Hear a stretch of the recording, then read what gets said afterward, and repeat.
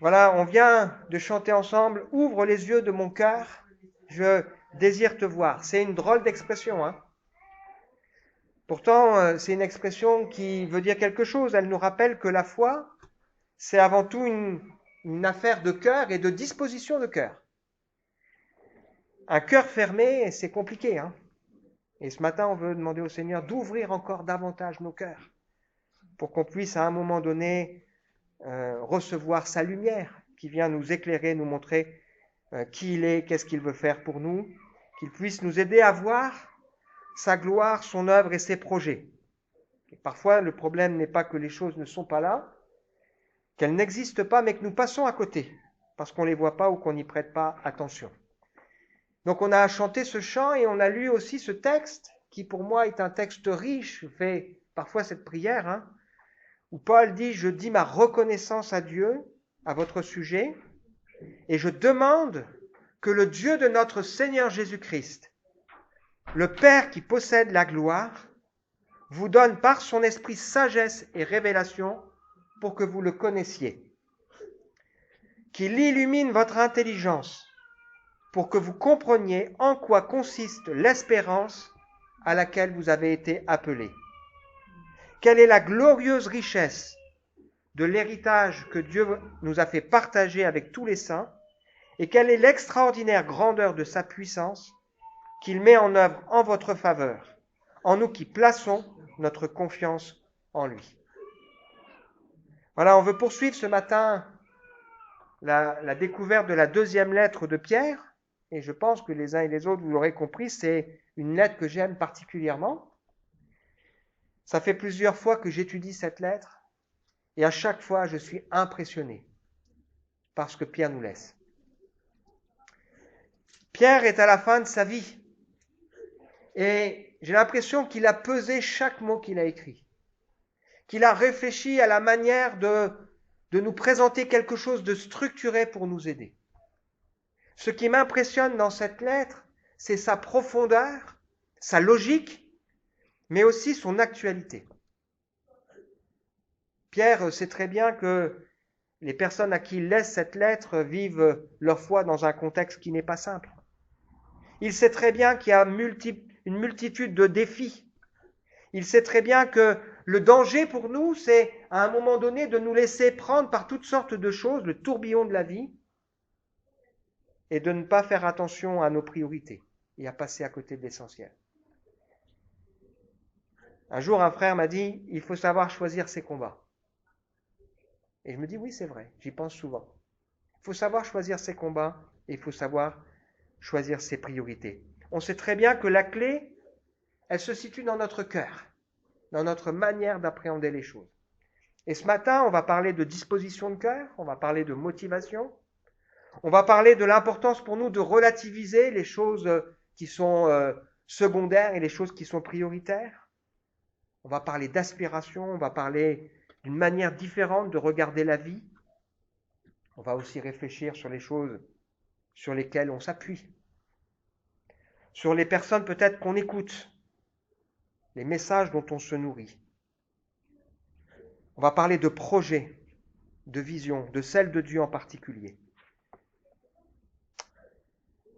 Alors, j'ai eu l'occasion, en parlant de cette lettre de Pierre, d'évoquer mon enthousiasme en tant que pasteur, en disant, voilà, dans cette lettre, il y a tout ce qui fait mon enthousiasme de pasteur, qui m'aide à aller au café-change, parce que je sais qu'il y a des choses pour les gens qui viennent me voir. J'ai parlé de mon enthousiasme de croyant, j'ai parlé de mon enthousiasme de fils, de disciple, la dernière fois de membre d'une église. Pourquoi je crois à l'importance de l'église. Et aujourd'hui, j'aimerais nous inviter à considérer ensemble la vision et les projets de Dieu pour nous. Pas à la manière des gens illuminés, mais à la manière des gens, ou alors les gens qui sont illuminés du cœur, que le Seigneur peut conduire dans tout ce qu'il a prévu pour eux. Je crois que la foi, c'est accepter que ma compréhension des choses, ma compréhension de la vie est limitée, et c'est choisir de dire, Seigneur, tu m'aimes. Tu sais mieux que moi-même ce qui est bon. Alors, je choisis de dire OK à Dieu. Je ne comprends pas tout. Des fois, ça me heurte sur certains points, mais j'accepte de cheminer là où tu veux m'amener. J'aime bien dire que ce qu'on partage ensemble fait le lien au moment du message avec ce qu'on a vu au début du culte, enfin tout au long du culte, et je crois que c'est vrai. On a lu en particulier ce texte de l'évangile de Jean au chapitre 15, où Jésus dit à ses disciples qu'il ne veut pas seulement que ce soit des serviteurs et des disciples, mais il veut que ce soit des amis. Et il dit que la différence entre de simples serviteurs et des amis, c'est qu'à un moment donné, des amis, ils savent où Dieu veut aller et ils y vont avec lui. Et il précise que ce n'est pas eux qui l'ont choisi, mais c'est lui. C'est moi ce qu'a dit tout à l'heure aussi Jimmy dans son témoignage. Et il dit que le projet de Dieu, la mission de Dieu, c'est qu'il porte du fruit et qu'il soit exaucé. Mais si vous regardez ce qui précède dans ce chapitre, c'est la parabole du cep et des sarments.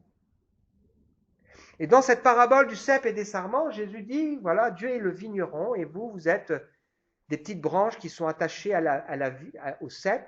C'est grâce à Jésus qu'on a la vie. Et Dieu, le vigneron, il veut travailler dans nos cœurs pour qu'on puisse porter du fruit. Et des fois, il veut couper, il veut tailler. Et celui qui porte du fruit, il veut tailler encore pour qu'il en porte plus. Et c'est dans ce contexte que Jésus nous dit une chose importante. Il nous dit, dans ce contexte, sans moi, vous ne pouvez rien faire.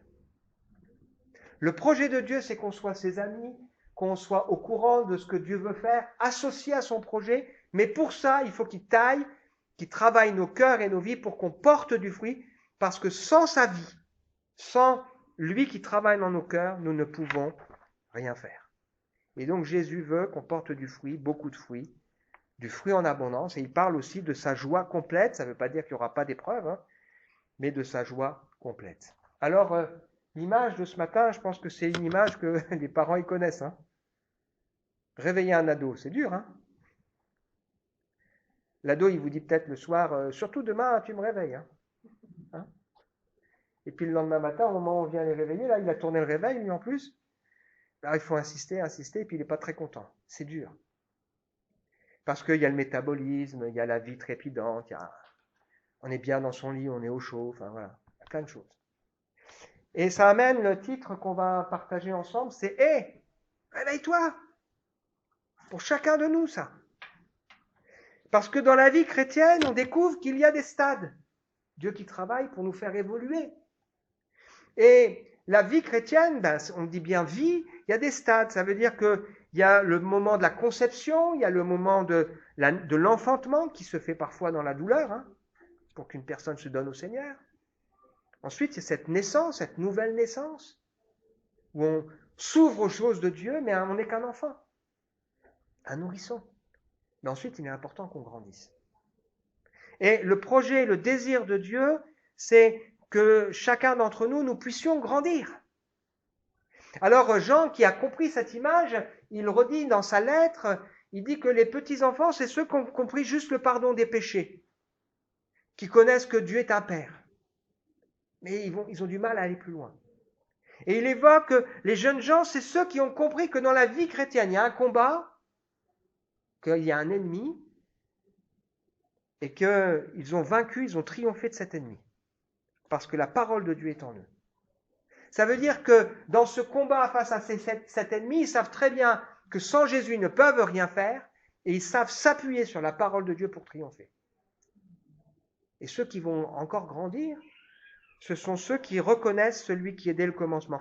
C'est-à-dire qu'à un moment donné, dans leur cœur et dans leur vie, comprennent que Dieu est aux commandes de tout, même des choses difficiles. Alors, on sait que dans la vie humaine, on passe pas, des fois on est adolescent, mais on a des comportements de bébé, ou on est adulte, on a des comportements d'adolescent, et c'est pas toujours tranché. Mais le projet de Dieu, c'est de nous aider à progresser. Alors, on veut se rappeler les 3 objectifs qu'il y a dans la lettre de Pierre, qu'on avait revu ensemble la semaine dernière, reformulés d'une autre manière, avant de regarder la suite du texte pour nous. Le chantier important. Le premier objectif que Pierre rappelle, c'est de transformer notre caractère à la ressemblance de Jésus. Et la semaine dernière, j'avais reformulé en disant, c'est que nous puissions vivre une communion plus profonde avec lui. C'est la même chose.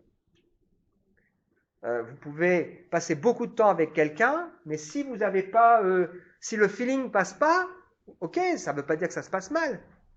Mais ça veut dire que vous peinez à vous comprendre. Mais le jour où on commence à bien comprendre comment l'autre fonctionne, les caractères s'accordent, à ce moment-là, c'est tout fluide. Et donc le projet de Dieu, c'est de transformer notre caractère pour que quelque part derrière, ce soit davantage fluide. Et puis le deuxième projet, c'est que les portes du royaume me soient largement ouvertes. Ce que j'avais reformulé en disant qu'on puisse profiter pleinement de notre privilège de fils ou de prince. Et là, je voudrais insister ce matin particulièrement sur ce point. Le projet de Dieu, c'est pas juste qu'on échappe à l'enfer. Mais le projet de Dieu, c'est que au moment où on va entrer dans son royaume et sa gloire, ce soit une grande fête en disant, voilà Marie, ma servante, qui a été fidèle, qui a marché avec moi. C'est que la louange du Seigneur soit grande en disant, waouh, je suis content de t'accueillir. Ce qui est vrai aussi, c'est qu'il y aura des surprises dans le ciel. Il n'y aura pas de surprise en disant, tiens, je pensais que j'étais perdu, je serais sauvé. Non, c'est pas dans ce sens-là. Parce qu'être sauvé, c'est un choix. C'est le choix à un moment donné de confier sa vie au Seigneur, de se repentir, de dire oui, je veux. Et je dis parfois, avec tristesse, personne ne sera sauvé de force. Mais il y aura des surprises dans le ciel parce qu'il y a des gens qui se diront, mais moi, c'est nickel avec Dieu, ça va impeccable. Et il y aura des surprises parce qu'en réalité, dans leur vie, ils n'ont pas laissé le vigneron travailler. Et ils ont dit, Seigneur, Seigneur, ils auront fait des tas de trucs pour Dieu, peut-être. Ils auront eu des Jésus plein la bouche, mais ils n'auront pas cherché à obéir et à comprendre ce que le Seigneur veut pour eux. Alors le but ce matin, c'est pas de nous faire peur. Le but ce matin, c'est de nous aider à comprendre, c'est ce que Pierre essaye de faire en disant, mais ce que Dieu veut pour toi, c'est que tu connaisses pleinement cette communion, cette intimité avec le Seigneur. Et cette intimité, parfois, elle passe dans la souffrance. Comment je peux connaître la consolation de Dieu, si ce n'est le jour où je suis attristé? Comment je peux connaître le fait que la présence de Dieu, elle est là, elle me fait du bien si je ne connais pas la solitude? Comment je peux connaître Dieu qui guérit les cœurs brisés si à un moment donné mon cœur n'est pas brisé? Comment je peux connaître ce Dieu qui console si à un moment donné je ne passe pas par la souffrance? Et ce que Dieu nous dit d'ailleurs, il va même plus loin, il nous dit que quelque part, ce que je vis, après me servira dans mon témoignage.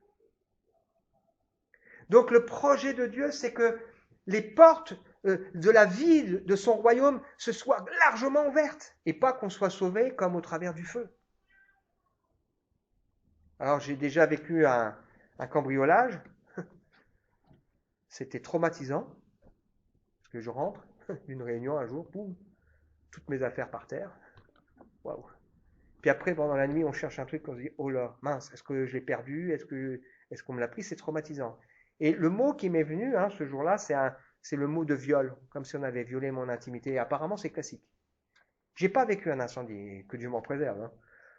Mais il y a plein de gens qui en ce moment vivent des drames. Toute leur vie construisent. Ils se disent, bon, voilà, quand on sera vieux, à la retraite, on ira là, on aura une belle maison, on va tout travailler, on investit, tac, tac. Et puis un coup, il y a un incendie, ils perdent tout. C'est terrible, hein? Et j'imagine le désarroi. Et la Bible nous dit qu'il y a des gens, malheureusement, qui seront sauvés, mais au travers du feu. C'est comme ça. Ils auront tout perdu. Pourquoi? Ils auront peut-être construit sur le fondement, mais pas avec les bons matériaux, c'est-à-dire pas avec des motivations qui honorent le Seigneur. Parce qu'on peut parler de Dieu avec de mauvaises motivations. Hein. Et donc, ça veut dire que c'est sérieux le sujet qu'on aborde ici.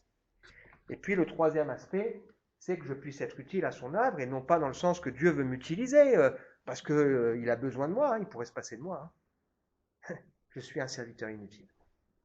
Mais c'est dans le sens que Dieu qui me dit, Mon royaume, prévu avant la fondation du monde, c'est un royaume que je partage avec mes enfants. Et donc le projet de Dieu, c'est que ces portes soient largement ouvertes et qu'on puisse avoir notre place pleine et entière dans son royaume. Alors on veut bien sûr se réveiller. Et on veut porter du fruit. Parce qu'un arbre se reconnaît à son fruit. C'est le principe de la vie. Moi, je ne suis pas très bon en horticulture, mais si je vois des pommes, je sais que c'est un pommier. Si je vois des poires, je sais que c'est un poirier. Parfois, entre les pommes et poires, les feuilles, c'est un peu pareil. Donc, le fruit va témoigner de qui je suis. Et quelque part, les fruits de cette transformation de mon caractère vont témoigner à tout le monde, ah ben lui, il a quelque chose. Ou elle a quelque chose. Et comme dans la vie, il y a aussi une congruence, c'est-à-dire le fait que ce qu'on dit et ce qu'on vit, ça doit être ensemble, quand il y a des transformations dans mon cœur et dans ma vie, ça me rassure aussi devant le Seigneur. Ça me rappelle, ouais, Seigneur, tu as travaillé. Et c'est bon pour nous, Paul, il le dit, hein, j'ai été un persécuteur, mais c'est plus ce que je suis par la grâce de Dieu, on l'a lu tout à l'heure. C'est bon pour nous de nous rappeler aussi tout ce que le Seigneur a transformé dans notre caractère. Il m'a libéré de certaines addictions, de certaines passions. Ouais, merci Seigneur. Je ne suis plus le même homme aujourd'hui. Et ça me rassure devant le Seigneur. Alors on relit ensemble quelques éléments de contexte avant de nous pencher sur les 3 points qu'on veut voir ce matin. Par sa puissance, en effet, Dieu nous a donné tout ce qu'il faut pour vivre dans l'attachement au Seigneur, en nous faisant connaître celui qui nous a appelés par la manifestation de sa propre gloire et l'intervention de sa force. Ainsi, nous bénéficions des dons infiniment précieux que Dieu nous avait promis. Il a voulu par ces dons vous rendre conformes à ce que Dieu est. Vous qui avez fui la corruption que les mauvais désirs font régner dans ce monde. Pour cette raison même, on l'avait vu ensemble, faites tous vos efforts. L'enjeu est tellement grand. Pour ajouter à votre foi la force de caractère, la connaissance, à la connaissance, la maîtrise de soi, à la maîtrise de soi, l'endurance dans l'épreuve, à l'endurance, l'attachement à Dieu, à cet attachement, l'affection fraternelle, et à l'affection fraternelle, l'amour. Car si vous possédez ces qualités, si elles grandissent sans cesse en vous, elles vous rendront actifs et vous permettront de connaître toujours mieux notre Seigneur Jésus-Christ. Ça veut dire que c'est un cercle vertueux. Je connais Dieu, il me transforme, je le connais plus, donc j'ai envie de le connaître plus, etc. Car celui à qui elles font défaut est comme un aveugle. Il ne voit pas clair. Il a oublié qu'il a été purifié de ses péchés d'autrefois. C'est pourquoi, frères, puisque Dieu vous a appelé et choisi, redoublez d'efforts pour éprouver dans toute leur force les effets de cet appel et de ce choix. Si vous agissez ainsi, vous ne tomberez jamais. Ainsi vous seront grandes ouvertes les portes du royaume éternel de notre Seigneur et Sauveur Jésus-Christ. Voilà pourquoi, c'est ça qui nous intéresse ce matin. Tout le reste aussi, mais on l'a déjà vu. Voilà pourquoi je ne cesserai de vous rappeler ces choses. Hé, réveille-toi. Bien que vous les sachiez déjà, et que vous soyez fermement attachés à la vérité qui vous a été présentée. Mais j'estime juste de vous tenir en éveil par mes rappels, tant que je serai encore de ce monde. Car je sais que je vais bientôt quitter ce corps mortel comme notre Seigneur, Jésus-Christ me l'a révélé. Cependant, je prendrai grand soin que même après mon départ, vous vous rappeliez toutes ces choses. 3 fois, Pierre va insister ici sur l'importance de rappeler les mêmes vérités. Tout le monde sait. L'art de l'apprentissage, c'est de rappeler. Quand on lit la Bible, il y a quand même des trucs qui sont surprenants. Regardez quand Paul, par exemple, il dit à Timothée, serviteur de Dieu, un homme engagé, dont Paul est fier, il lui dit, souviens-toi de Jésus-Christ. Ça veut dire qu'il a oublié non. Mais il dit, dans ta vie, n'oublie jamais que tout ce que tu as, toute l'espérance, tout vient de Jésus-Christ. Et c'est vrai que dans nos vies, à un moment donné, on peut passer à côté. Et il est important pour nous de de nous rappeler tout ce que Dieu a fait et tout ce que Dieu nous a donné en Jésus-Christ. Donc, il dit, je ne cesserai de vous rappeler quoi? Ben, je cesserai de vous rappeler votre privilège. Vous avez été appelés. Dans la lettre de Jude qui fait qu'un chapitre, elle est très très proche dans l'enseignement de celle de Pierre, de la deuxième lettre de Pierre. Et il dit, vous avez été appelés, aimés et vous êtes gardés. Et ensuite, il dit, le contexte, il va être chaud. Hein. Et nous aussi, on a besoin dans nos cœurs et dans nos vies, parce que le contexte autour de nous, il est chaud, c'est vrai. C'est dur la vie. Non, vous n'êtes pas dans le même monde que moi. Il y a le corps, il y a tout, il y a les luttes à l'intérieur, à l'extérieur, les gens, les circonstances, la maladie. C'est pas simple, hein. Le péché des autres, mon péché, etc. Il dit voilà, vous êtes appelés, aimés et gardés. Et je crois qu'on doit serrer ça aussi sur nos cœurs. Qu'est-ce qu'on doit aussi se rappeler? Tout ce que Dieu nous a déjà donné.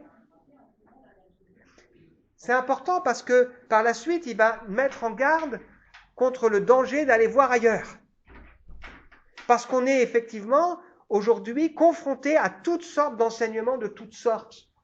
Même des gens qui vont utiliser le nom de Dieu. Et qu'est-ce qui va faire que dans mon cœur et dans ma vie, j'aurais pas envie d'aller voir ailleurs?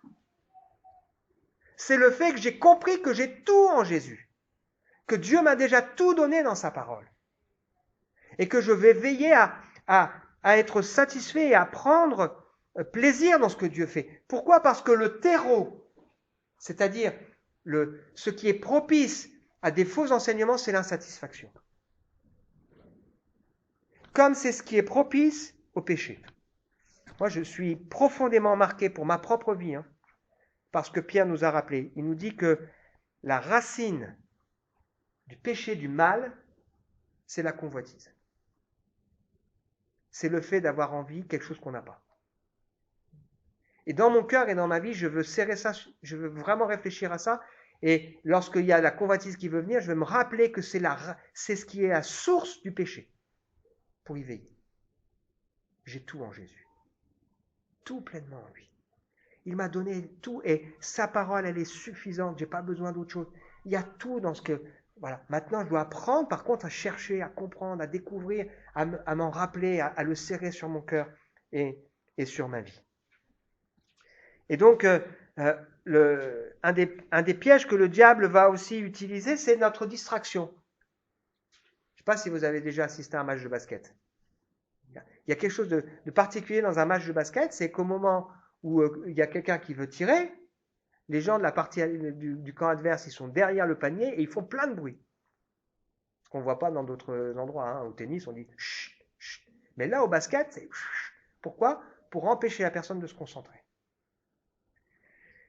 Et quelque part, le diable, c'est ce qu'il veut faire aussi avec nous pour nous détourner de ce qui est essentiel. C'est pourquoi on a besoin de rappeler sans cesse les mêmes choses. Tous, nous avons tout pleinement en Jésus-Christ. Et nous devons continuer d'avoir faim et soif de découvrir davantage ce que le Seigneur veut pour nous. On a parlé la semaine dernière de cette église de Laodicée qui est tiède parce que finalement ils n'ont plus soif. Et elle termine cette lettre en disant à celui qui vaincra. Hein. Ça veut dire qu'il y a un vrai combat pour garder faim et soif des bonnes choses et ne pas chercher à vouloir aller voir ailleurs. Je veux vous tenir en éveil, deuxième point, par des avertissements. J'ai l'impression que c'est comme un peu un radio-réveil. Vous savez, des fois, moi, j'ai pas de problème pour me lever le matin, mais ça peut arriver parfois pour d'autres. Mais vous avez votre radio-réveil, il sonne, vous vous réveillez, puis vous vous assoupissez, heureusement qu'il ressonne 3-4 minutes après. Là. Hop, ah oui, c'est vrai, il faut que je me lève. Puis des fois, on fait rien, et hop, il va ressonner encore une troisième fois, si on l'arrête, avant qu'on l'arrête. J'ai l'impression que c'est ce que Pierre fait, il dit, je veux vous avertir, je veux vous avertir, je veux vous avertir, parce que l'enjeu, il est tellement grand, il est tellement important. Restez éveillés. Le danger, c'est pas seulement de se réveiller, mais c'est de rester éveillé. Qu'est-ce qui peut empêcher que je reste éveillé? Si des fois, je suis trop fatigué, peut-être parce que j'ai trop mangé, je me suis trop nourri de choses pas bonnes, parce que j'ai trop rempli mon emploi du temps, parce que je ne fais pas attention à mon hygiène. Le Seigneur veut qu'on reste éveillé. Et pour ça, on a notre part à faire. Et Pierre, il dit, je vous tiens en éveil par des avertissements parce que j'ai envie que vous restiez éveillés. Éphésiens chapitre 5, réveille-toi, toi qui dors, relève-toi d'entre les morts, le Christ fera lever sa lumière sur toi. Veillez donc avec soin à votre manière de vivre. Ne vous conformez pas comme des insensés, ne vous comportez pas comme des insensés, mais comme des gens sensés. Ne soyez pas déraisonnables, mais comprenez ce que le Seigneur attend de vous. Et après, il va enchaîner en disant, entretenez-vous les uns les autres par des cantiques, des paroles, etc. Ça veut dire que ça renvoie aussi à ce qu'on a vu la semaine dernière. C'est pour tenir éveillé, on a besoin aussi des autres. Parce que quand on en voit un côté qui avance, on se dit, bah, moi aussi j'ai envie d'avancer. Ça nous encourage. Pierre nous dit que c'est juste pour lui de nous tenir en éveil par ses rappels. Donc il a compris l'importance. Et pourquoi il a compris ça? Parce qu'il se rappelle que c'est la mission que Jésus lui a confiée. Affermis mes frères. Si tu m'aimes, Pierre, eh bien, nourris mes brebis, nourris mon troupeau. Vous vous souvenez, hein? M'aimes-tu, ben, nourris mes brebis. Donc c'est juste parce que c'est ce que le Seigneur lui a demandé de faire. Et puis troisième point, j'aurai soin que, par la suite, je prendrai grand soin qu'après mon départ, vous rappeliez toutes ces choses. Voilà pourquoi il a voulu que ce soit écrit pour nous, hein, nous a laissé ce texte dans la Bible, voilà pourquoi il a pesé chaque mot, et voilà pourquoi il a voulu que derrière il reste des traces. Qu'est-ce qu'on a envie de laisser derrière nous? Pierre, il a dit, moi, ce que j'ai envie de laisser, je prendrai grand soin qu'après mon départ, on n'oublie pas ce qui est important.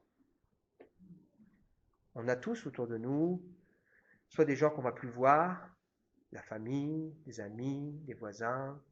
Qu'est-ce qu'on a envie de laisser? Pierre, il avait envie de laisser les choses importantes. Vous avez été appelés, vous êtes aimés. En Jésus, vous avez tout.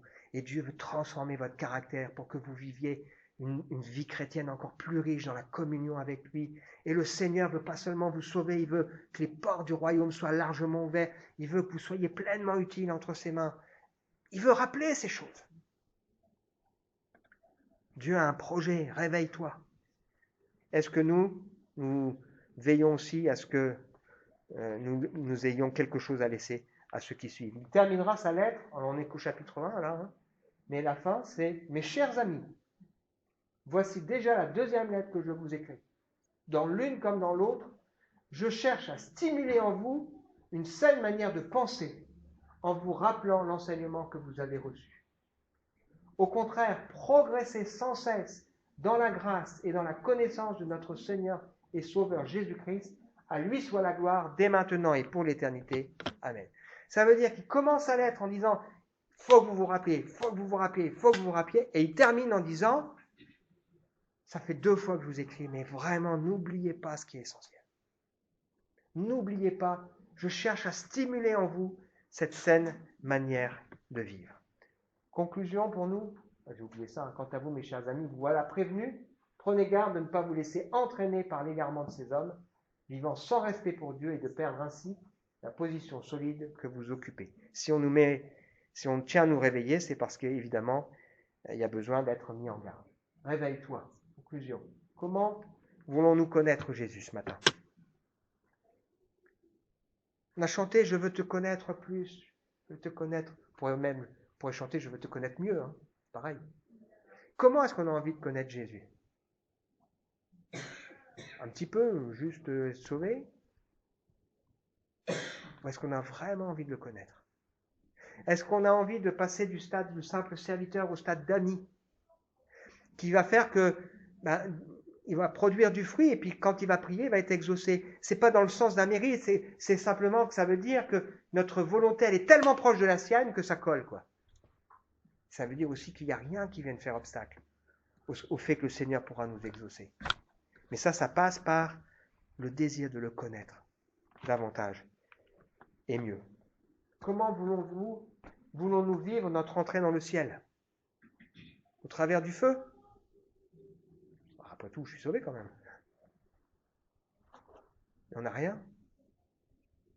Ou est-ce qu'on veut que les portes nous soient largement ouvertes? Que le Seigneur, lorsqu'il nous voit arriver, dise, t'as été fidèle en peu de choses. Ouais, je vais te confier encore plus.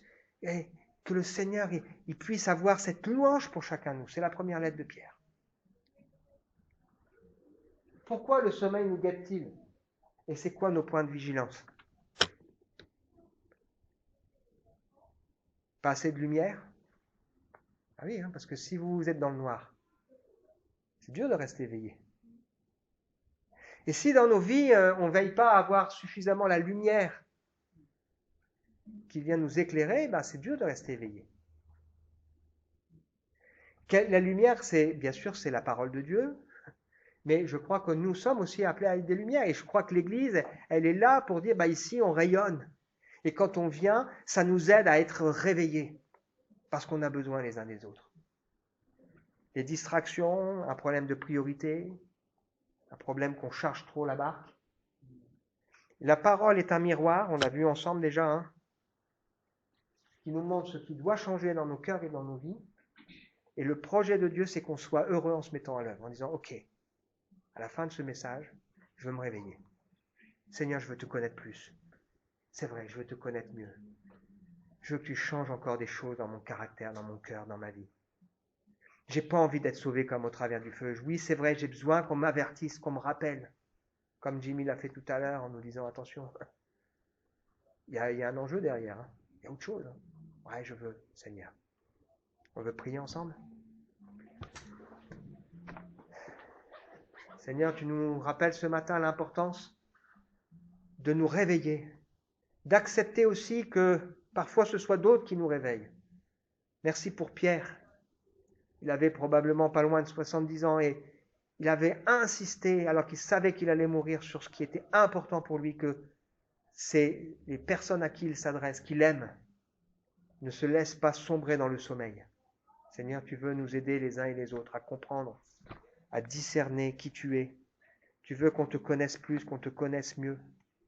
Je te prie, Seigneur, que ta parole, qui est une lumière, vienne encore éclairer nos cœurs et nos vies. Je veux, Seigneur, ce matin, te révéler encore davantage, parce que c'est là tout notre bonheur. Mon bonheur à moi, c'est d'être près de toi, Seigneur, et c'est de te connaître plus. Amen.